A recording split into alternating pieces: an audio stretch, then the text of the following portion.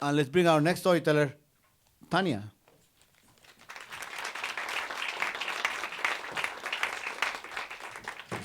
Derecha, izquierda.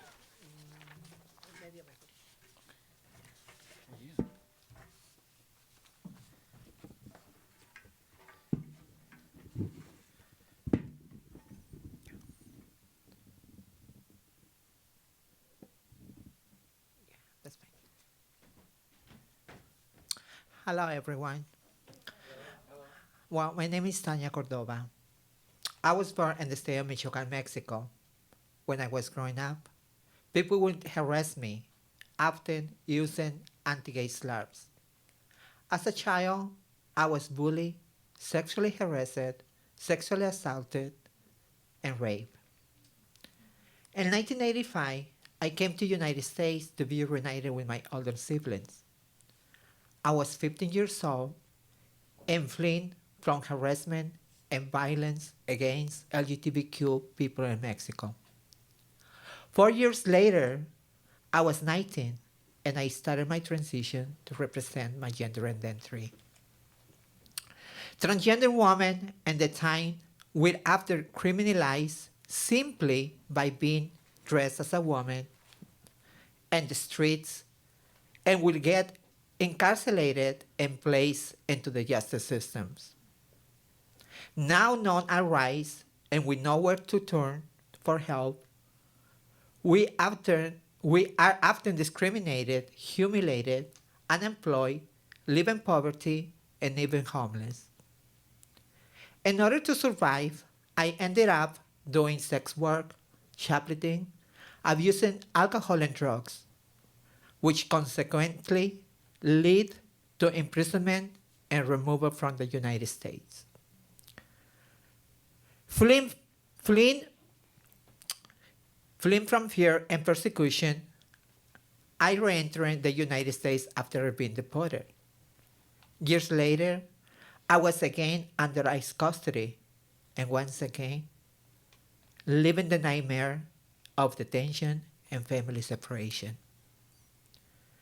Trans women in general and trans immigrant women in particular in detention are after being humiliated by being strip searched by male guards and experience homophobic and transphobic abuse.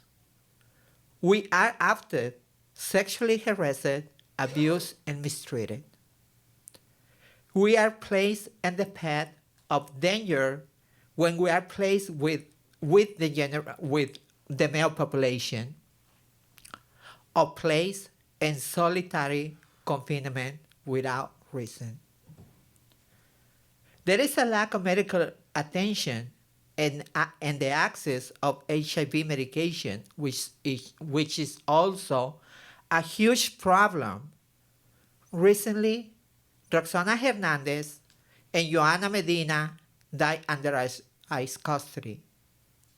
Hernandez's cause of death was determined to be dehydration exacerbated by untreated HIV. But also, the autopsy also reveals that she was physically abused shortly before the death in ICE custody. The system clearly failed her. Rosanna's death had been prevented. In 2015, I was under ICE custody. My father passed away. I was devastated and could not attend his funeral.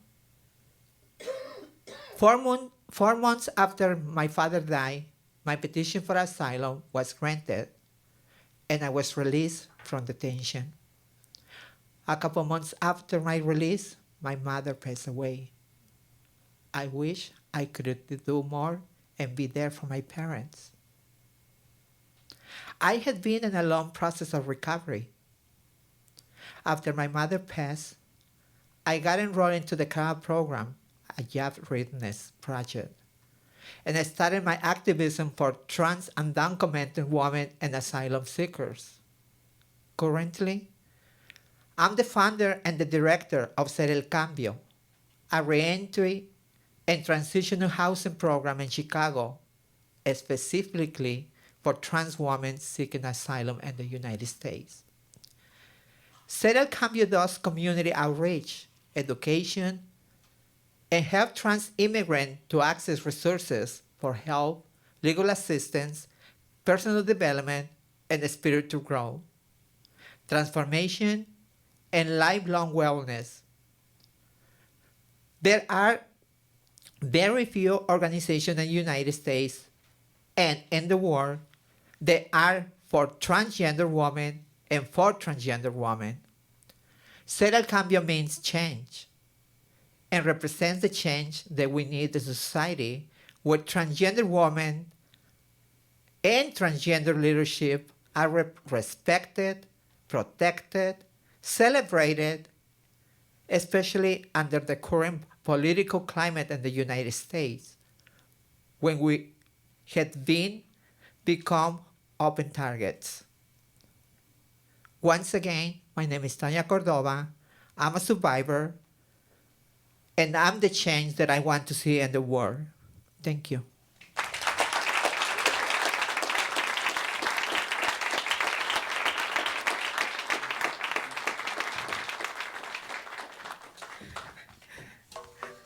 Sorry. You can visit our website at www.cerelcambiotrans.org. You can find all the information that we're actually doing on our website, or you can help us by donate it. Thank you. I'm just telling my story because I understand the fear, the persecution that every trans woman is living under detention. Asylum, not only asylum seekers, there are thousands and thousands of trans women undocumented living under the shadows. They don't have a voice. But I'm here to tell my story and I'm hoping that by telling my story, they can be out of the shadows. Thank you.